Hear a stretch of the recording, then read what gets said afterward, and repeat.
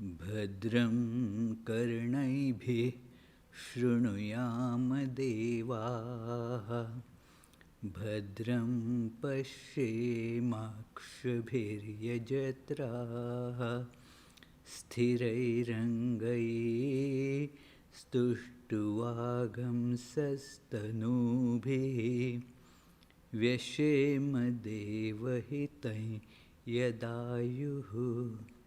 ॐ शान्ति शान्ति शान्तिः।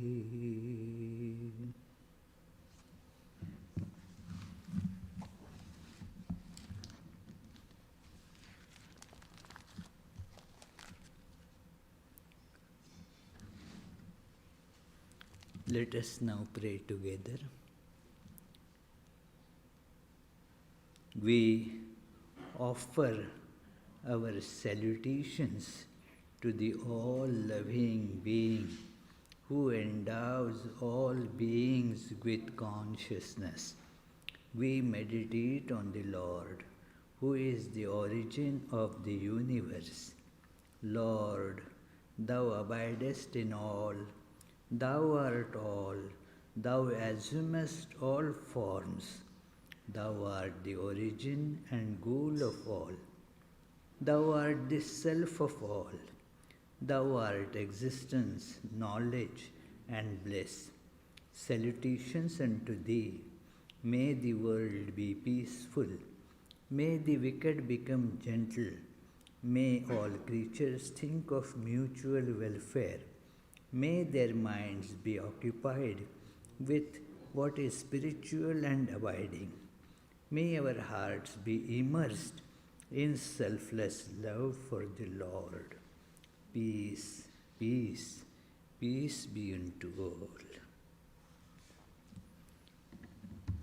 We have Peter Travisano today to present us an opening song. You can join singing a very well-known song chanted lovingly in the churches.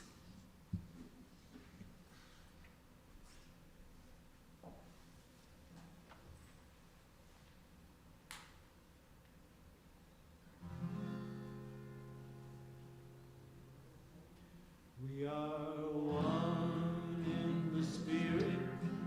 We are one. We are one. We are one in the Spirit. We are one. We are one. And we're all Mother Earth's children in the sun. In the sun. And we all can help each other by our love. By our love, and we all can help each other by our love. We are one in the Spirit, we are one in the Lord. We are one in the Spirit, we are one in the Lord. And we pray that our unity will this day be restored. We know we are God's children by our love, and we know we are God's children by our love. We will walk with each other, we will work side by side. We will walk with each other, we will work side by side. And we'll sing this song until the words are echoed far and wide. And all people are united in one love, in one love. And all people are united in one love.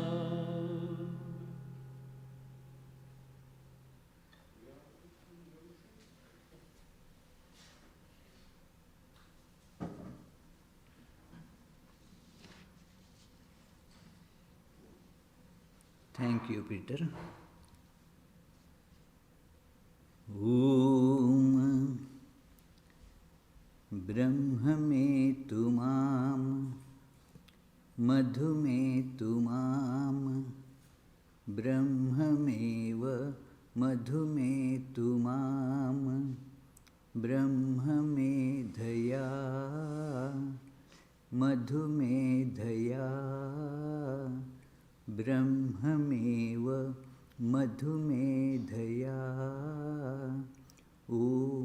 Shanti, Shanti, Shanti.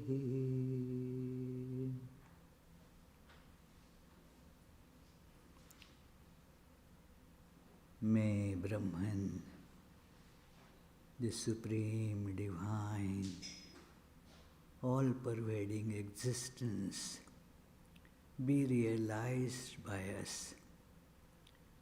May the highest bliss be realized by us. May the Brahman, who is also the highest bliss, be realized by us. May we realize Brahman by purification of our understanding. May we realize the highest bliss by purification of our understanding. May we realize Brahman, who is also the highest bliss, by purification of our understanding. Om. Peace, peace, peace.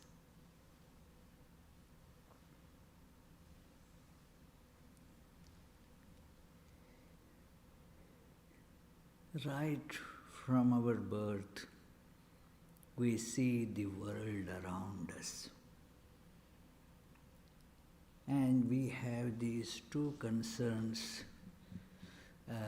going on almost simultaneously, running in a way parallel to each other.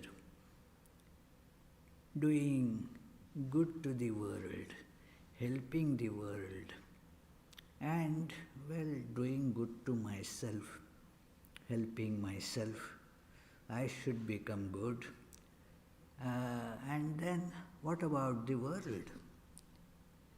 And sometimes there is a conflict between the two apparently great ideals, that it is, we want the world to become perfect. There should be no problem in the world to solve all the problems of the world. That is one motive power. The other is, well, let me become happy. It is, to be happy is also a big concern for us. Especially we are experiencing it in these times, to remain happy, to remain positive, and with so many depressing, distressing things happening all around, that, well, I have to help the world, but I have also to become happy in my own life. And therefore at times we see people do not care much about the world, become very selfish, want to have everything for what they call as themselves. What I call as I want to get everything for this. I don't care for the world. In my actions, maybe in thoughts I might be, but then the thoughts, they veer around to justify just my actions. So, what is the world and what is doing good to the world? The religions of the world, again the word world comes. The religions of the world, they all have some wonderful thoughts to say about it, about doing the world, and can we reconcile it with our own good? A deeper thought, therefore, is necessary as to what is the connection between the two and what exactly is the meaning of good.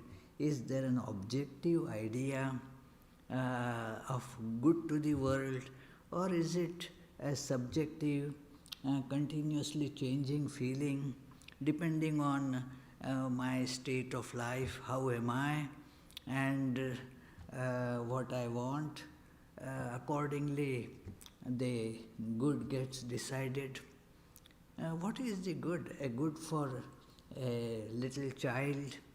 The obviously the good for that child would be let there be lot of candies in the world and lot of games to play. If we have that, that is good of the world. But when the child grows up, many other concerns about the good of the world emerge, as it were. What is, there should be no poverty, there should be no wars, there should be peace all around, there must be, everybody must be cooperating with each other, there should be all the everything should be available plentifully to all of us. That appears to be okay, a good ideal for the world. And then there are conflicts. We see that even in this country, two prominent groups, as we see them, that the group of capitalists, there is the group of socialists. Not that they are dishonest people, they have different understanding of what is good of the world. And what I mean to say, the idea of good of the world of one person does not tally with the idea of good of some other person. And that very person again, when evolves or grows up, or due to some other circumstances, that person's understanding changes, the idea of good to the world becomes different. Like we have some examples that somebody who is very much into this beef industry and so forth, and suddenly reads something about the pain of the animals, pain of the cows and so forth. Suddenly a new understanding of the good of the world emerges, decides to become a vegan person. No, that was bad. I thought that that was a great thing to have this beef sold everywhere, to become rich, let me become prosperous, let my family prosper, let my community prosper. Well, good. But then the other ideas emerged, and for that person the good of the world is making all people, let everybody be a vegan. That's also a way of looking at how the world can become good. But then I allude to that idea very often, that it is not that everybody will accept that idea. There was, I mentioned of a cartoon that was published in our global Vedanta. It is a conference of all different vegetables was organized. A big pumpkin has assumed that position of chairperson there.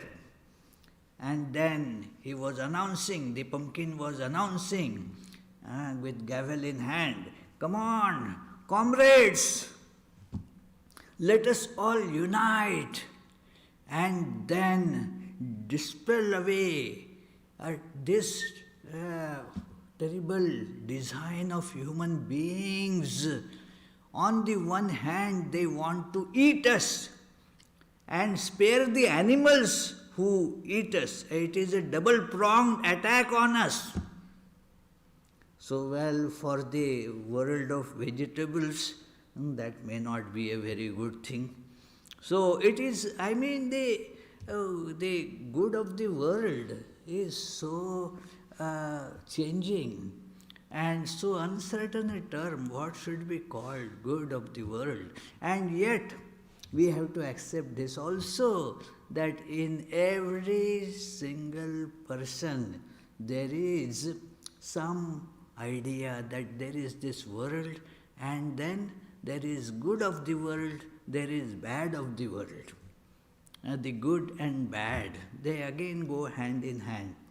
And so, one has to spare a deep thought as to what really constitutes actually the good of the world. In Jewish idea, there is this very important part of their daily prayer, and that is called in Hebrew Tikkun Olam. That it is tikkun means to repair or to fix or to make right or to make perfect. All these, so many other meanings of this ancient Hebrew word are there, that tikkun olam, olam, this world. It is like a pot. The teachings of Torah, they say that, well, God has given this world, which is given to us as a broken pot, and our job is to fix it. One of our Jewish rabbi friends, she had told that this is how we look upon what we should be doing. We should help to make this pot repaired. Let us work to repair this part of the world. That is what God wants us, and that is why God has given us this imperfect world. And so we should devote all our energies in doing good to this world. But what it means has not been exactly prescribed in Torah, in exact terms. So we have to see what it is. And many, according to their different understanding, they have given different Jewish teachers of various views. They give, like we have the ultra-orthodox and conservative and so many different Jewish groups. They have different ideas that let us start hospitals, let us start the public educations, let us run the food banks and the homeless, the shelters. Very good, nothing wrong in that. It is so that will, they understand that can gradually fix the world. The spiritual or mystical stream of Judaism takes a bit different view, which is very similar to what Vedanta does and what Sri Ramakrishna and Vivekananda have done. That it is that there was Isaac Luria, a very well-known Kabbalist, and he mentions there is a big school now of this Kabbalah that is called Lurianic tradition of Kabbalah, and very important. So according to the, and I am quoting, according to the Lurianic account, the first man, Adam, was intended to restore the divine sparks through mystical exercises, but his sin interfered.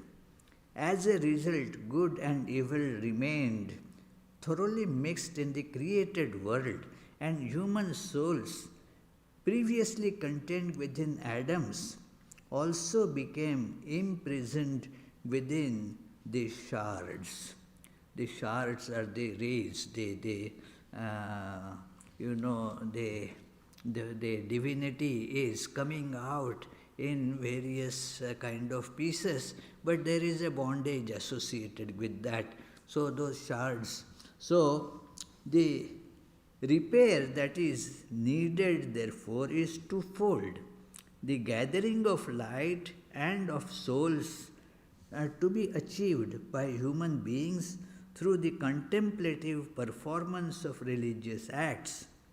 The goal of such repair, which can only be effected by humans, is to separate what is holy from the created world, thus depriving the physical world of its very existence and causing all things return to a world before disaster within the Godhead and before human sin, thus ending history.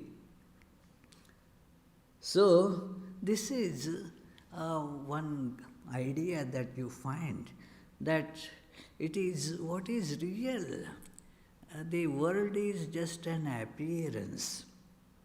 It comes, changes, goes. There was a time that there wasn't any earth.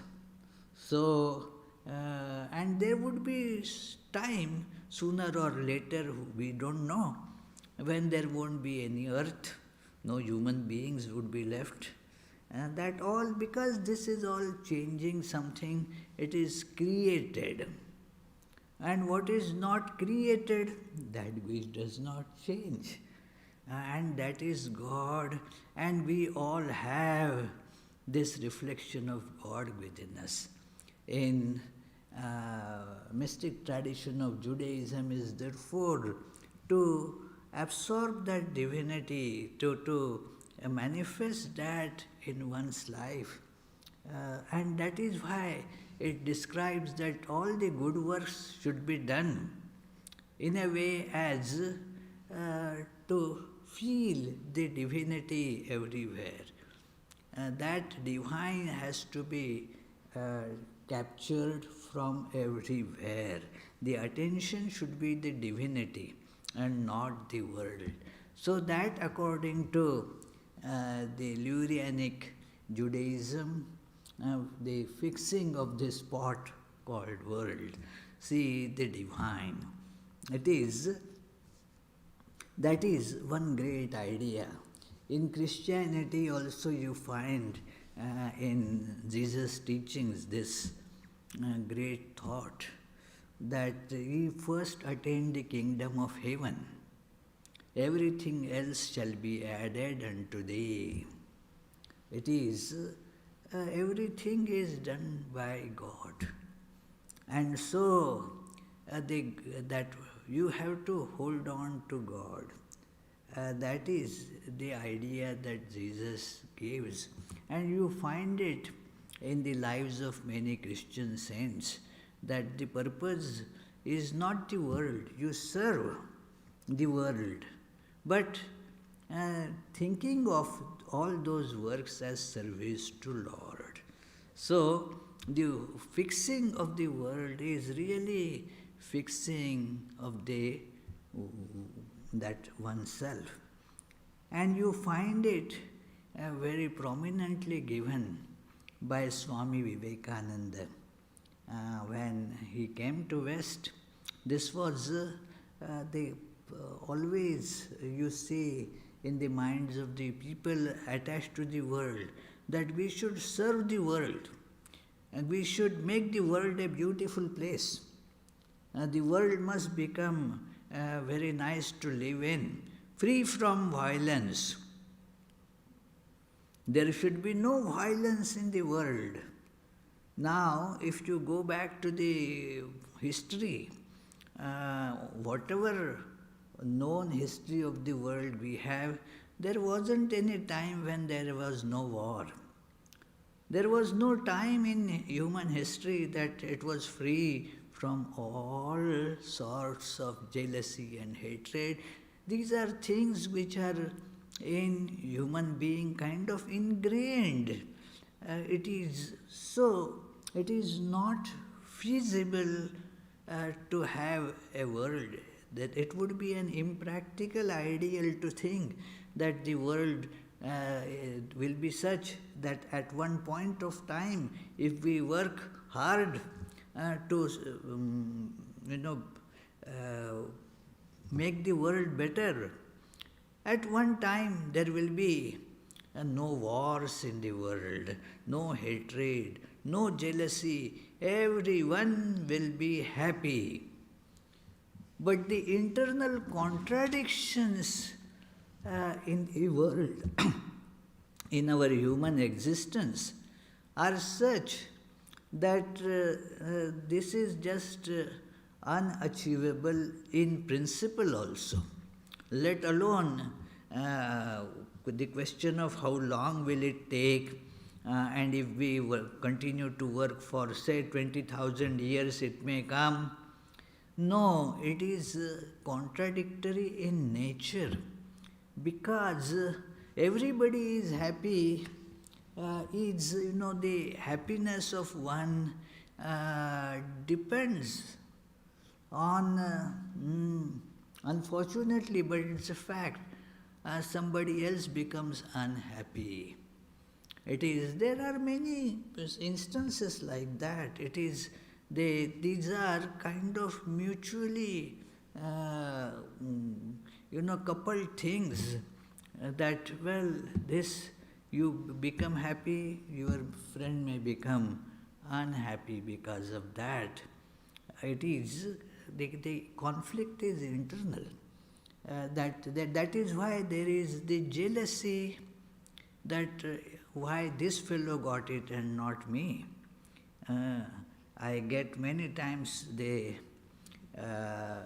such questions by one of my friends, that he feels so jealous that his neighbor has all these things and he doesn't have. Why?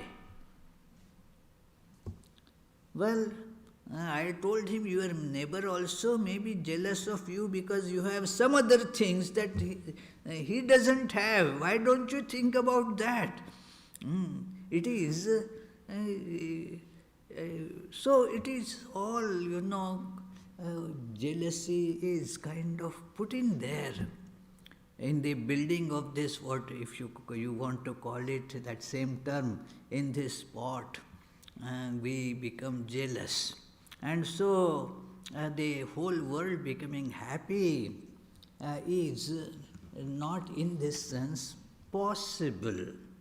But Swami Vivekananda points out that God is real.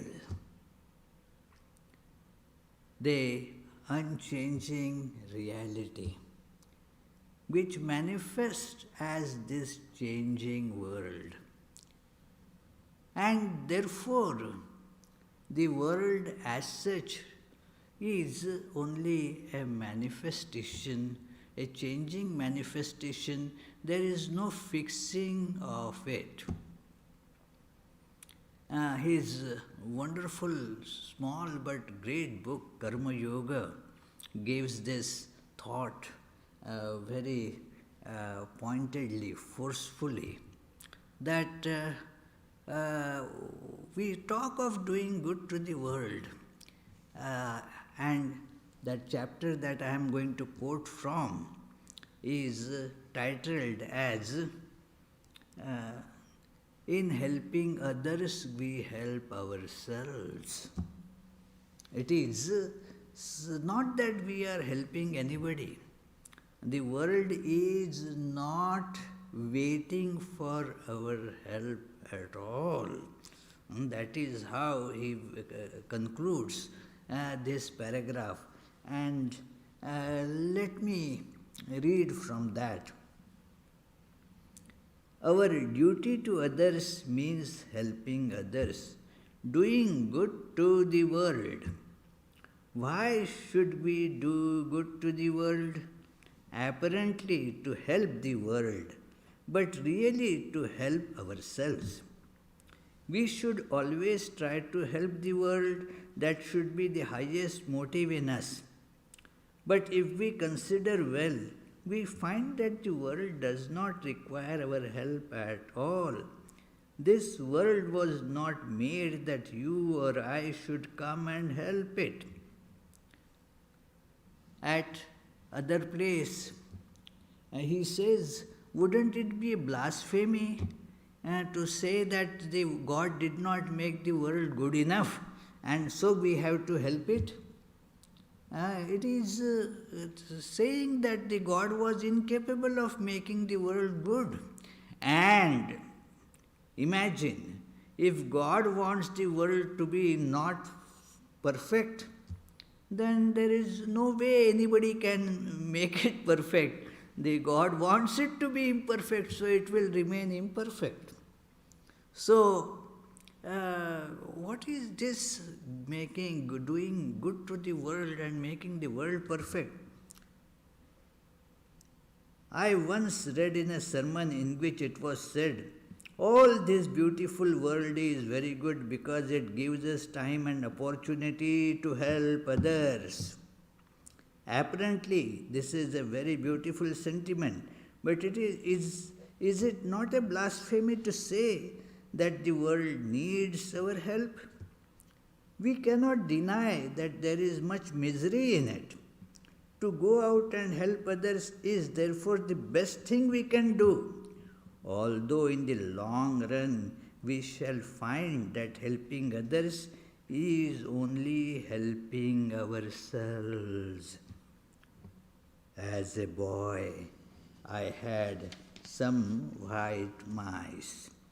That is the childhood, the toy things, So it is, during Vivekananda's childhood, there were no video or computer games, So they had some such little machines. The white mice would be going on that rotatory mill-like thing. So,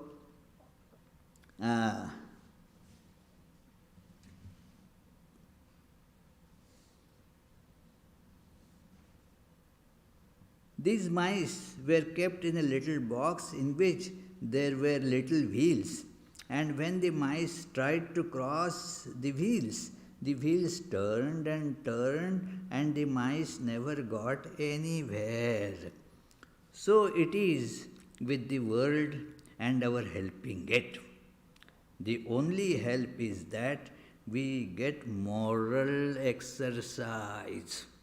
This is how Vedanta looks at this idea of helping the world. We get moral exercise by doing it. The word exercise is to be taken as, we go to do some exercise in gym. In this very book, in this chapter, and later also in this book, he compares, therefore, this world to be like a gymnasium. This is that we help others, but this is an exercise to make us morally strong and to be able to reflect into our true nature. And that is the purpose of this. So, it is an exercise because a common tendency is the opposite, and not to help others but to drag everything to me, to become selfish, is the common tendency. Now to counteract it, one takes up the discipline to help others, and that is how the exercise machines are, to stretch yourself. You feel that you are doing exercise. One person that I told, okay, you go for running every day. And then there was a rebuff, no, I don't like it. It is true that one may not like it, but the question is whether one gets helped or not. Many times my not liking it is a sign that I need it. So it's a psychology, that whatever makes you feel comfortable does not really do any good to you. It makes you inertiatic and weak in a way. So therefore, a moral exercise. This world is a gymnasium, providing these exercises for us that, okay, help, so that, you will exercise this muscle, a moral muscle, and thus you will become more and more moral. And our becoming happy depends also on our being moral. The person who is morally strong is internally feeling happy.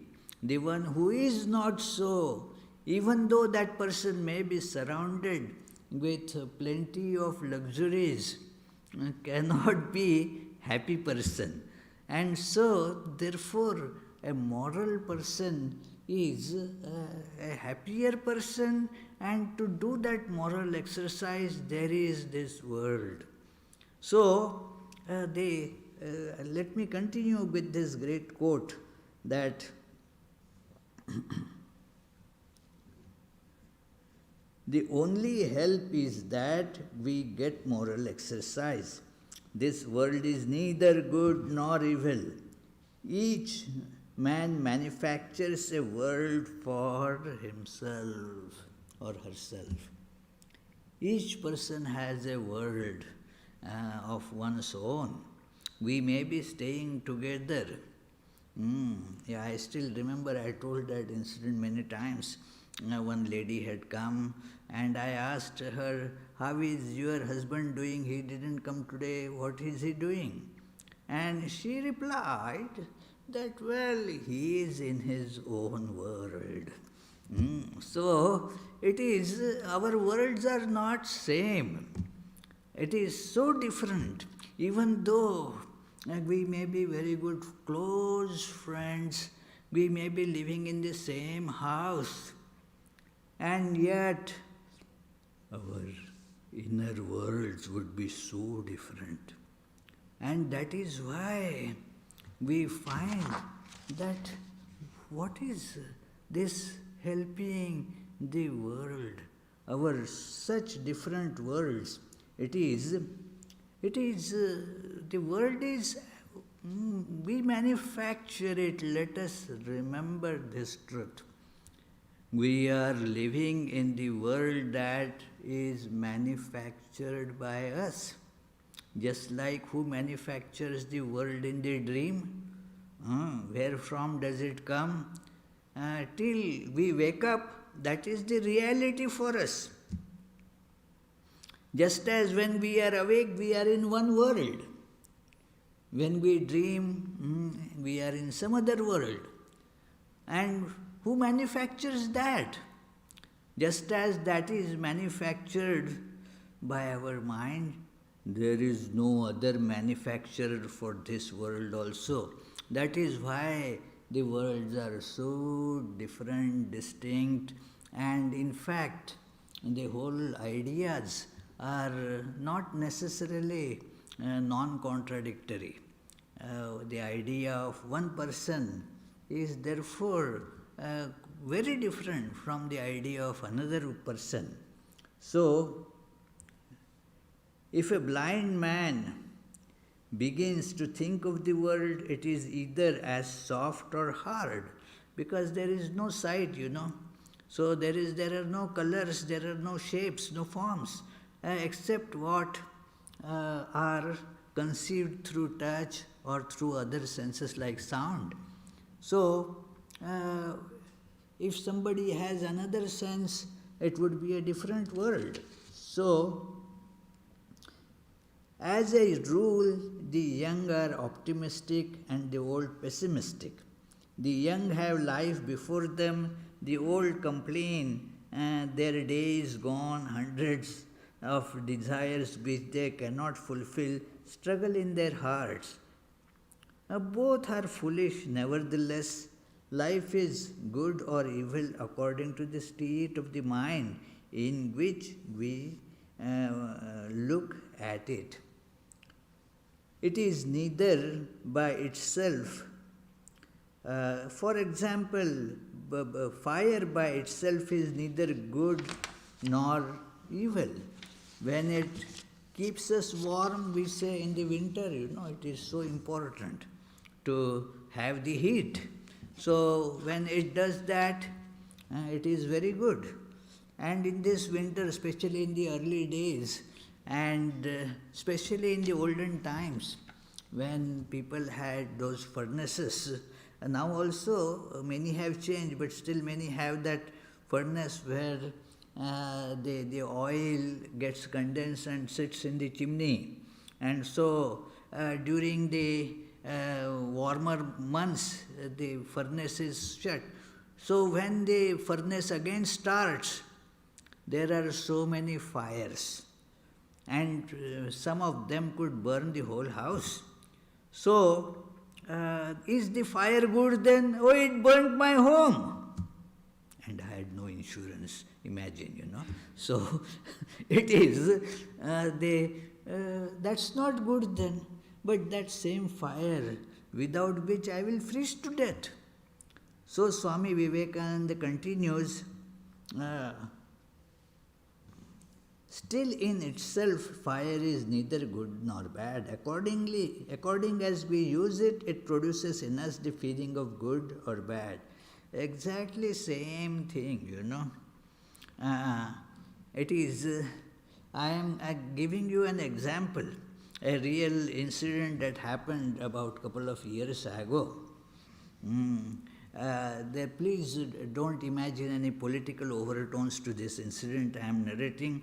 That one minister was tremendously against politically against the present President of United States.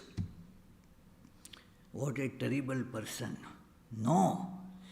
He is going to destroy our country. We should never elect this person. He was telling everybody. And then I told, well, there is good and bad with everybody. Why?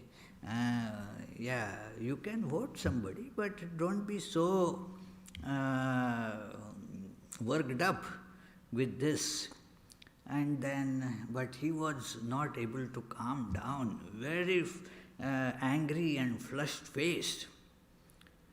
A year or two went by. He had told me at that time that his church, they are rebuilding, a lot of renovation work is going on and on.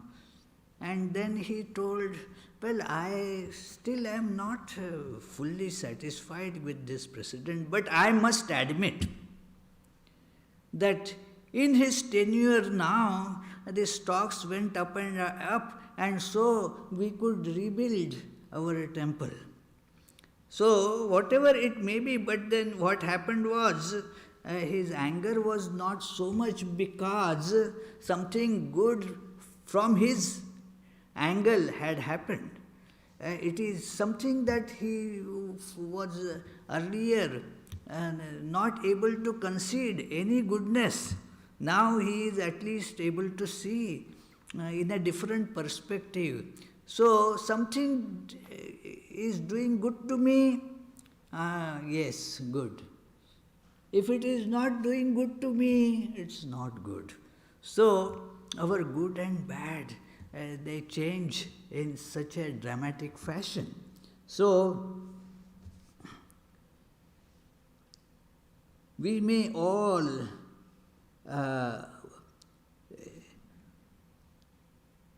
by perfection is meant that it is perfectly fitted to meet its end. That is the definition of perfection. Perfection in the relative world is, if it is doing its job, it is perfect. That it is, if a car is perfect, if it is running smoothly, is having not many problems, then we say that's a perfect car, very good. It is it must serve the purpose for which it is made. And according to Vivekananda, here he mentions that we may all be perfectly sure that the world will go on beautifully well without us, and we need not bother our heads wishing to help it. Yet we must do good. The desire to do good is the highest motive power. Let us give up all this foolish talk of doing good to the world. It is not waiting for your or my help. It is blessing to ourselves to do good. That is the important idea. That is the only way we can become perfect. The world doesn't become perfect, but we become perfect as we strive to help it. It doesn't get helped at all, like those, those mats or other, supports on which people do exercises, either yoga exercises or push-ups. Now, those blocks on which they are doing the push-ups, do they get helped? Do they get changed? No, but the person who is doing the exercise becomes stronger. So this world is to be seen like that. There is misery in the world. In another place, Swami Vivekananda says that all-powerful God has made this world. And God is all-powerful. So why that God should keep so much suffering in this world? Could God not produce a little more food to remove the hunger of people? Could God not produce, many other health these tools to make everybody healthy? God could have done that.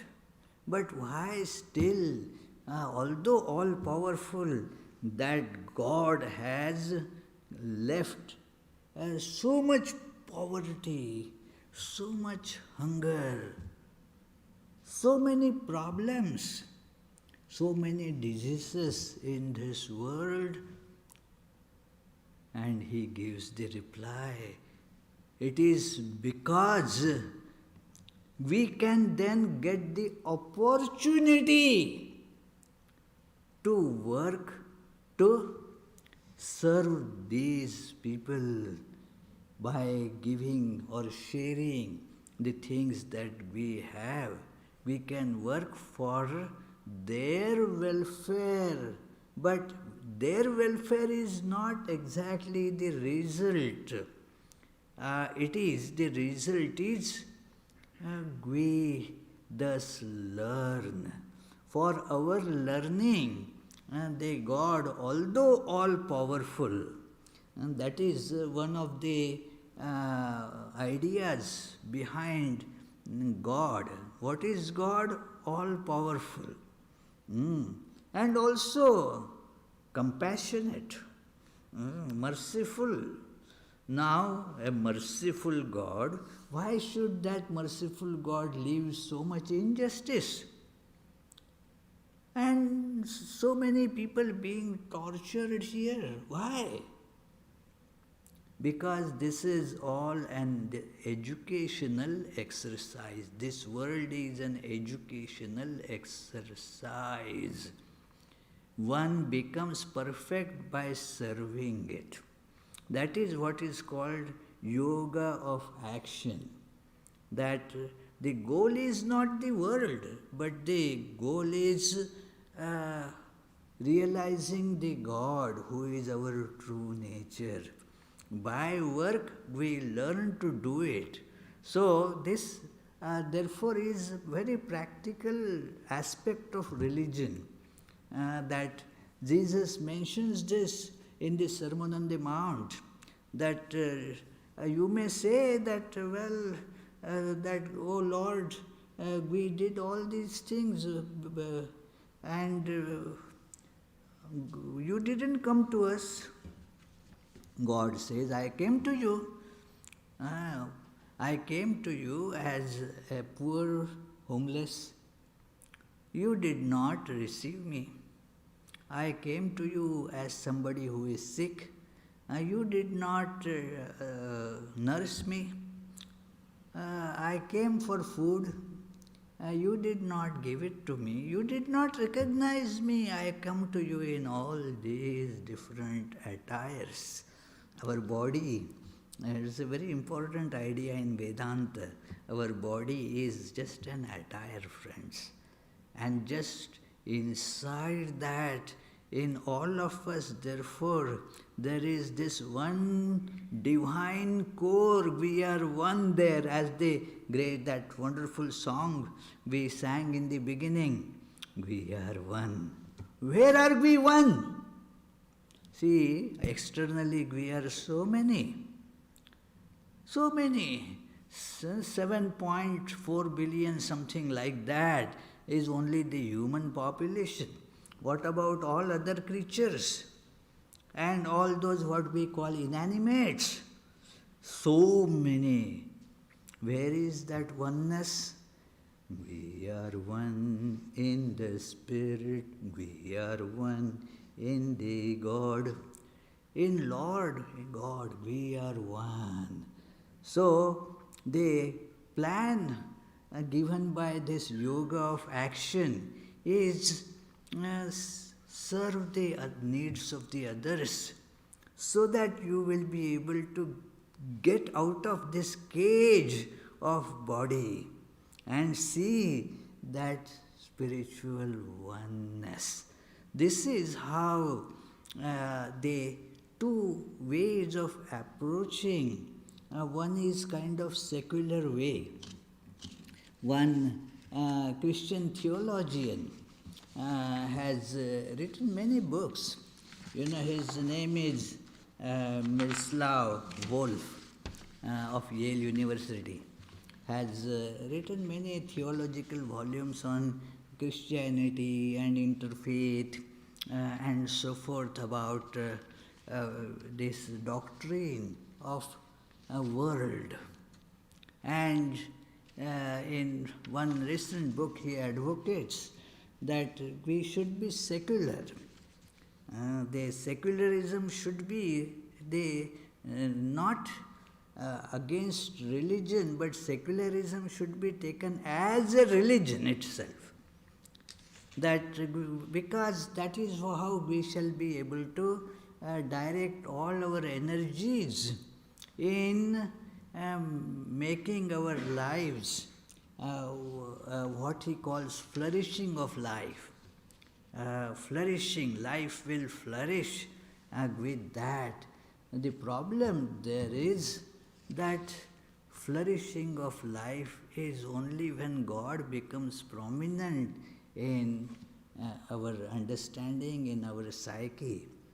Sri Ramakrishna had many conversations with such, very benevolent people, good people who want to do social service and give,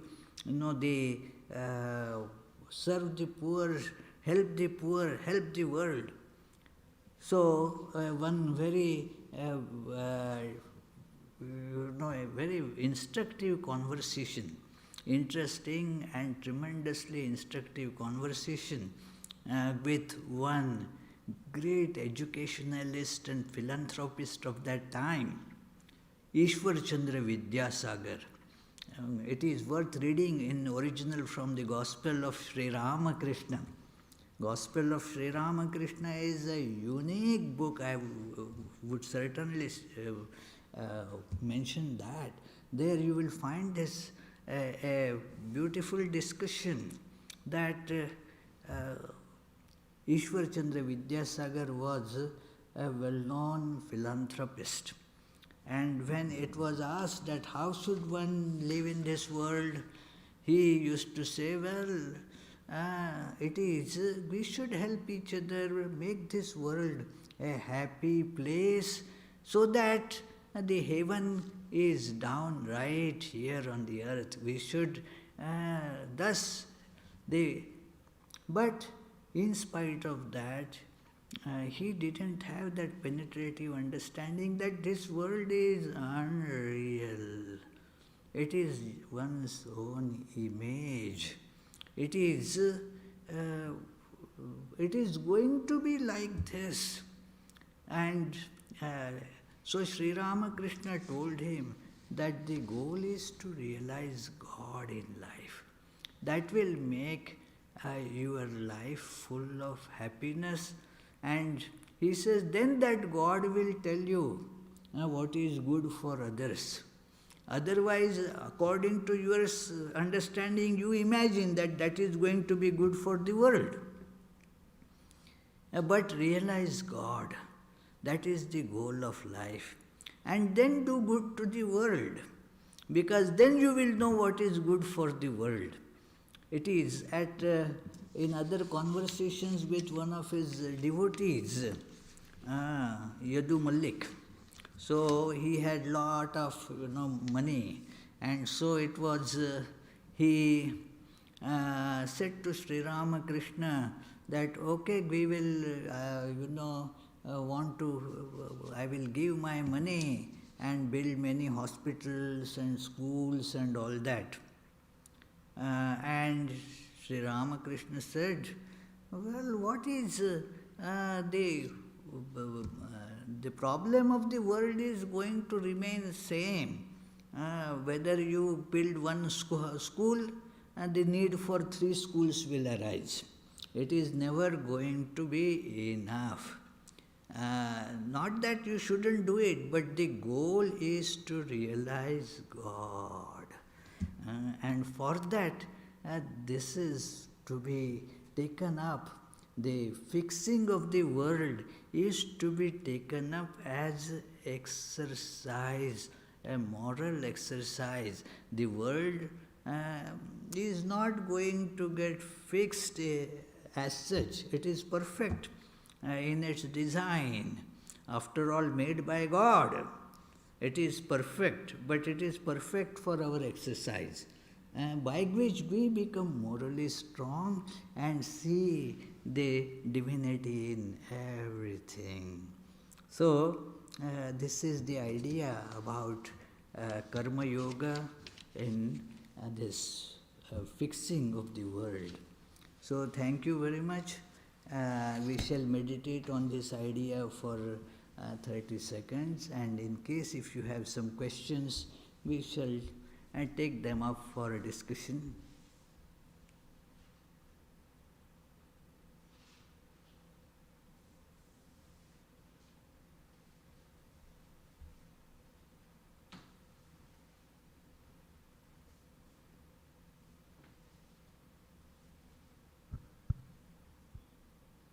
Any questions? Maharaj, there is one question and one comment. First comment from Jim Melzer. He's quoting Shakespeare. There is nothing good or bad except thinking makes it so.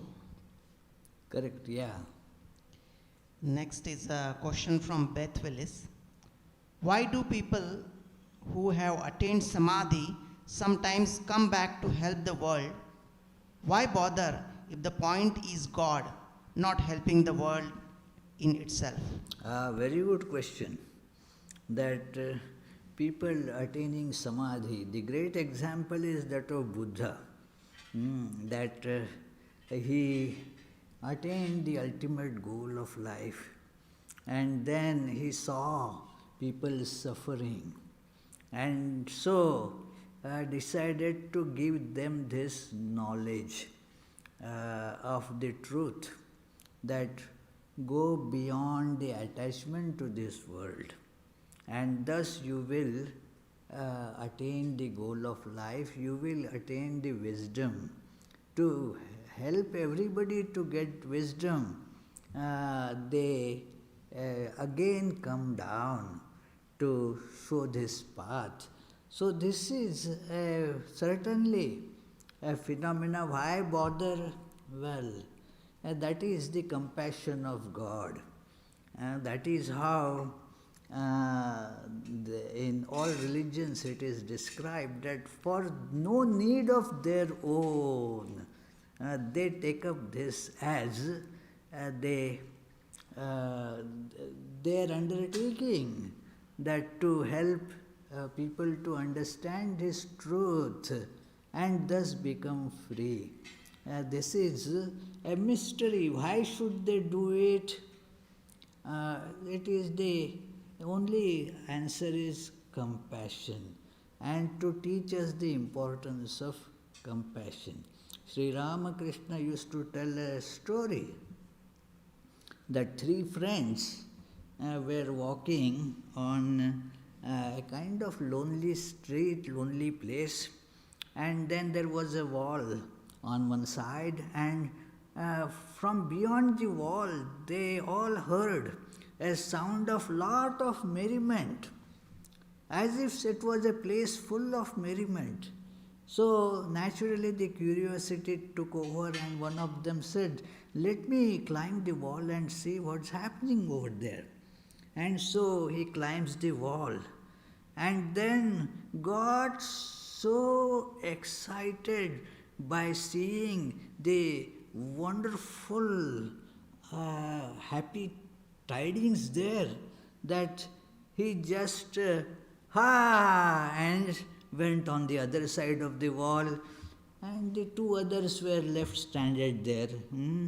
But what he didn't come to tell us, So another friend said, "Okay, let me also go and see what's happening."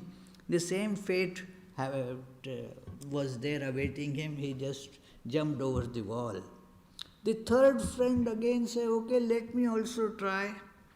He saw, and he was also tremendously attracted to jump over there. But a thought came that if I also jump there, who will be then giving the news of such a place to people outside? I want to share this news with others. They are completely oblivious of it. And so, therefore, in spite of having the fulfillment in their personal life, they take up this role to inform others of this place, that feel God in you.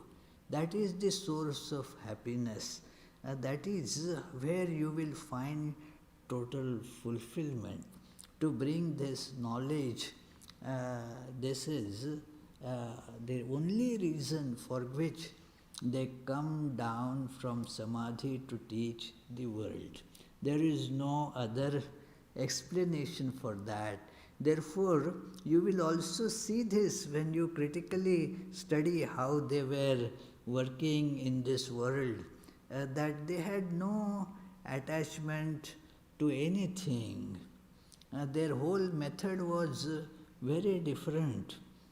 It is, and therefore they could, as I mentioned earlier, they could really help people to get to this understanding. So, thank you. Yes, John? Vivekananda was quoted in a book I just got from Nicotine Anonymous, and the quote said, "The grace of God is always, the winds of the grace of God are always blowing. It's up to us to raise the sails." Yes, that is the, So, yeah. do you think that people can act as an instrument to blow the winds and to also teach others to raise the sails? Of course, I'd have to know how to raise the sail myself. Yeah. Well, that's a very good point. The way to help is not to blow the breeze. The breeze, as it is mentioned in that That is a quote from actually Sri Ramakrishna. Yes, and at one place Vivekananda also has repeated it, but it is that the breeze of the grace of God is blowing continuously. God is gracious. That is why there is that saying, goodness gracious. So, the God is intrinsically gracious. To make the winds of grace blow means adding something to salt to make it salty. It is not necessary. But the second point is important, to help people to raise the sails so that they will get the breeze. Exactly. Yeah, thank you. Yes, Peter? So, John, I was glad you talked about that story with, I think it was Jadavau, who Ramakrishna was talking to, and he was talking about building the hospitals and dispensaries, and Ramakrishna was not really supporting that idea entirely. Later on, after Ramakrishna passed away, Vivekananda took the leadership of the movement, and the focus really became, I think, in a fiery way, focused on service to mankind, and Vivekananda was very specific about how that should be done. It seemed like a bit of a shift from what Ramakrishna was talking about, and as a matter of fact, there was, I think, a lot of debate among the devotees and the disciples at that time. Well, isn't this not something that the master was really talking about? Can you describe that period and how that evolved? Well, that's a question is pretty long, that it is Sri Ramakrishna, of course, said about focusing on God. He was not encouraging that devotee to, come on, build the hospitals and so forth. It is true, because he wanted to make that as the focus. God realization is the goal of life. And Vivekananda did not change it at all. The focus is still the same. As Sri Ramakrishna also has mentioned, although it is not, unfortunately, very much studied, people read over it and pass by. Sri Ramakrishna mentioned that one should work without getting attached, which is very difficult. So, through devotion. Now, devotion automatically inspires work also. Service. Sri Ramakrishna, in fact, did the first relief work of the Ramakrishna mission, so to say. It is now this apparent shift. You are right there. Some of the close associates, devotees of Sri Ramakrishna, therefore, kind of first initially rebelled against this idea of Vivekananda. But then they also remembered that Sri Ramakrishna mentioned about Vivekananda that he will be my mouthpiece. He will be the instrument of spreading the message. It is, and so they saw that Sri Ramakrishna's message is not very limited, but is a worldwide thing. Later on, Sri Ramakrishna and, of course, Sri Ramakrishna's many disciples, Vivekananda, of course, the foremost amongst them, they all mentioned that, see, how many people in the world are capable of focusing on God and getting into meditation and samadhi? 5 minutes you sit for meditation and the mind goes everywhere. So, meditational practices are needed, but also needed is this training, this building up of strength to work for without any attachment, without any selfishness. As I mentioned earlier, that it is a training to become unselfish. All these works are really training to become unselfish.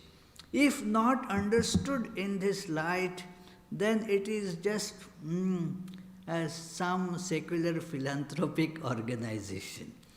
It is not that. Therefore, the organization, just like Vedanta Society or in general all organizations of Ramakrishna Mission, their ideal is to realize God. The ideal is not to run schools.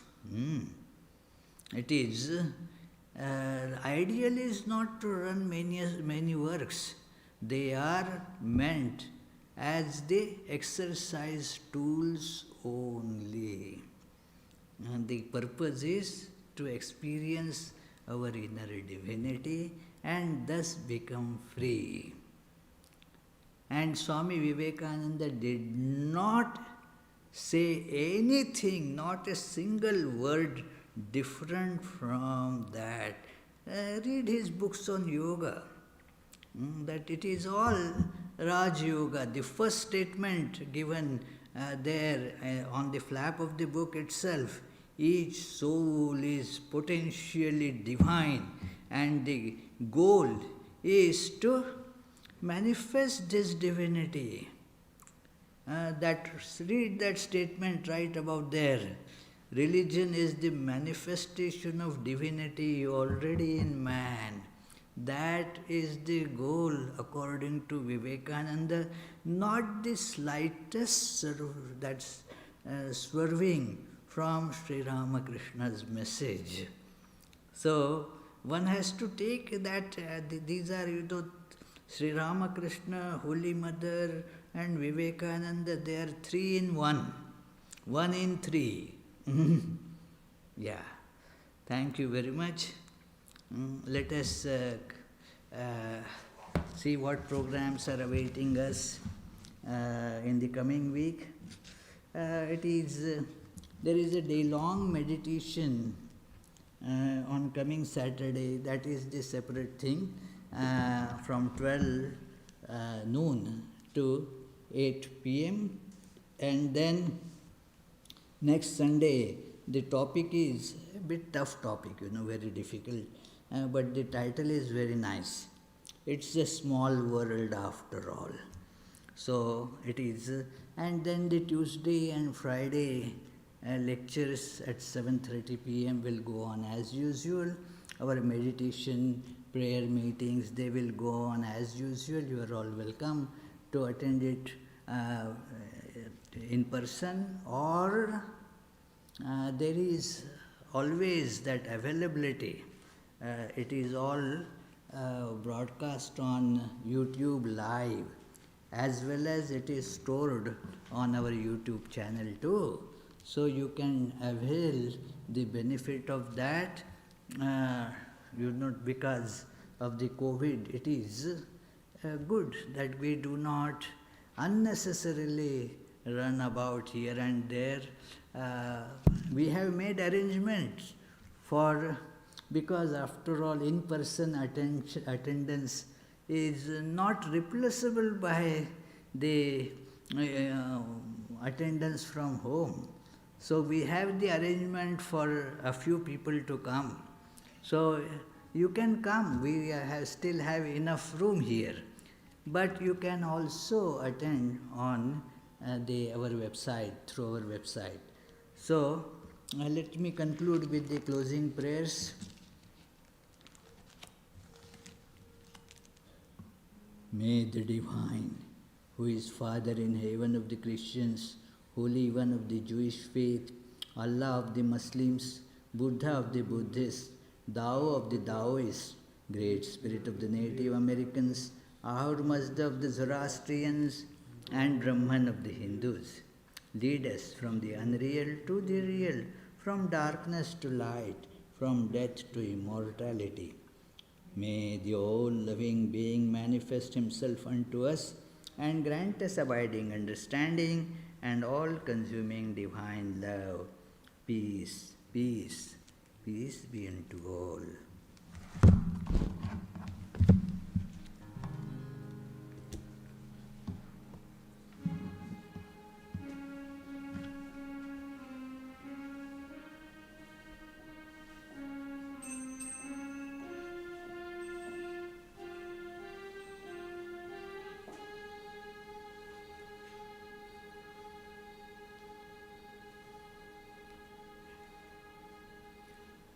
Break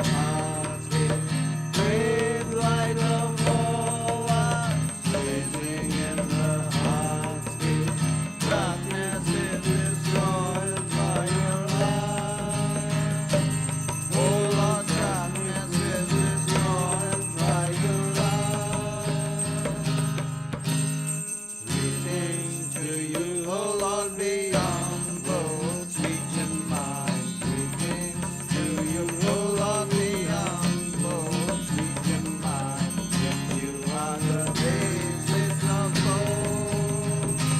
Oh Lord, get you on the basis of gold. Brave light of all lights blazing in the heartbeat.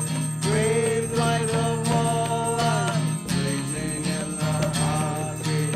Darkness is destroyed by your light. Oh Lord, darkness is destroyed by your light.